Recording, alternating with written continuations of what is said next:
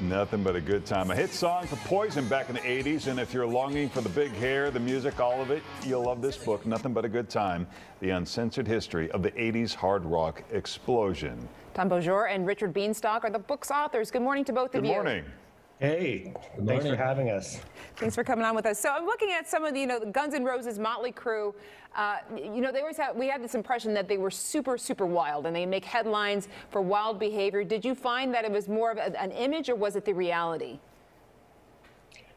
I think they were both. They were, at the same time, incredibly wild people, and also incredibly hard workers. And it was like the combination of the two things that really got them to the top. Like Nikki Sixx really worked harder than anyone else, turning Motley Crue into the band that would dominate the world. And the same with Axl and Slash. These were people who practiced all the time. They really put their full selves into their success. So did they party? Yes, but the work ethic was also formidable. Yeah. So Richard, you have, I feel like Van Halen and Bon Jovi are in one basket over here, and your Skid Rows and your Warrants and your Wingers are over here. And it seems like the labels didn't want anything with the Motley Crues and the Wingers and the Warrants. Why is that? Despite how popular they became, what did the labels miss?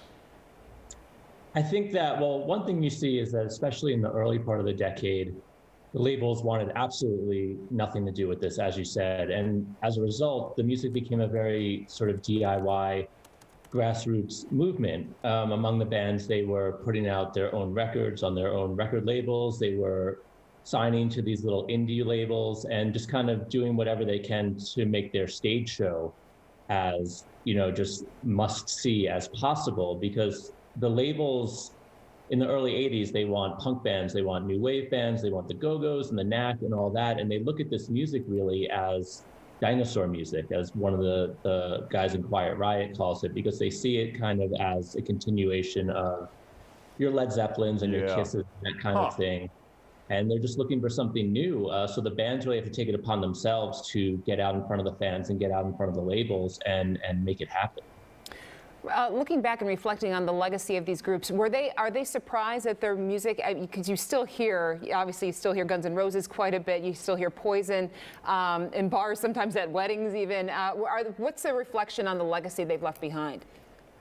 I think they're really in a good place now. I think in the 90s, they were really shocked when grunge music kind of came in and blew them out for a decade. But now I think they're really grateful. They realize that enough time has passed that it's the new classic rock now. People go see them. Motley Crue was supposed to do a stadium tour with Poison last summer, and it'll happen eventually. But, the fans are really hungry for this, and I think the artists are, grateful and very positive, and they're just so happy to be able to go out and play for people and work, and some of them make a living. It's really a great time for them, actually. Yeah. Well, Richard, I wondered if there was more to it than I know the timing was. It seems like these metal bands disappeared, and then Nirvana was there, but I didn't know if one necessarily caused the other. Why should one cause the downfall of the other? That's a good question, and that's actually something that is addressed in the book, not just by these bands, but by the bands that supposedly took them down. We talked to people in Alice in Chains and Soundgarden. They actually say the same exact thing. They were not there to try to take down another genre. And quite, to the contrary, in the early days, there was a lot of overlap. These bands were touring together. Sometimes they had played in previous bands together. It became this sort of us against them type of thing, pitted that way in the mainstream media. But among the bands, it certainly wasn't that way at the beginning. It's so interesting, too, because you see the rise of these bands, and then also the rise of MTV, and it seems like, their images clearly seem to be built almost for that genre. How did they say MTV changed their strategy or changed their music or the way that they operated? I think it was really just what allowed them to be the phenomenon that they were. Like you were saying, like we were saying earlier, these bands, some of them had been trying to get signed since the 70s, but they'd been doing these shows all the while, even in small clubs that were like arena shows. And so when MTV came along and started playing their videos, they were ready to go and they had the presentation down.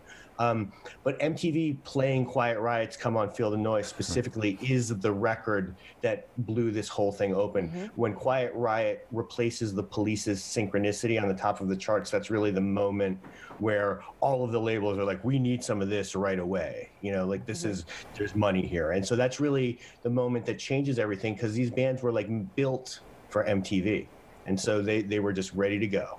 Wow. Well, guys, thanks for the trip down memory lane. For more on these guys on social media, you can check it out, the information on your screen. Tom, Richard, thank you for joining us this morning. Thanks so much.